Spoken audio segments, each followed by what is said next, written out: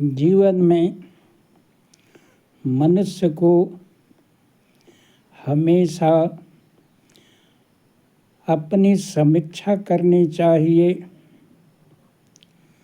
संसार की परीक्षा करनी चाहिए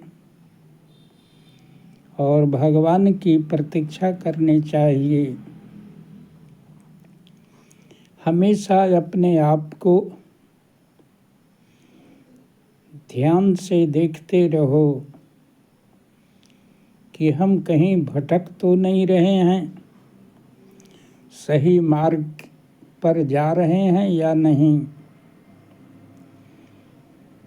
क्योंकि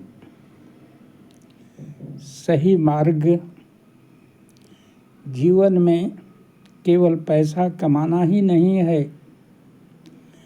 पैसा कमा करके उस पैसे से समाज का यदि भला नहीं किया, परिवार का भला नहीं किया, देश का भला नहीं किया, तो वह पैसा बोझ बन जाएगा और बच्चों में अगर संस्कार अच्छे नहीं दिए जाए, केवल पैसे दिए जाए, तो वह कुसंस्कारों को लाता है क्योंकि पैसे में आने से बहुत सारे अवगुण भी आ जाते हैं बच्चों में। एक सेठ जी प्रवचन सुनने जाते थे और सबसे पीछे बैठते थे। एक दिन मन में आई कि कमेटी वाले को 1100 रुपया चंदा दे दिया जाए। 1100 रुपया चंदा देने के बाद दूसरे लोग, कमेटी वाले लोग दूसरे दिन आए और उन्हें ले जा कर के आगे बैठाने लगे।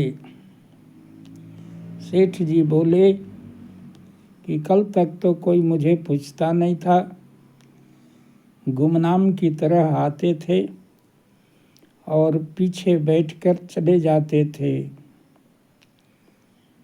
कल जब 1100 रुपये चंदा दिए तो तुम लोग मुझे आगे ले जा कर के बैठा रहे हो।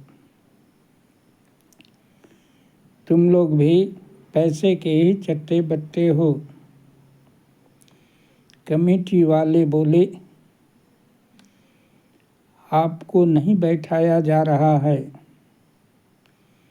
आपने जो 1100 रुपये का भलाई के कार्य में, धर्म के कार्य में लगाया,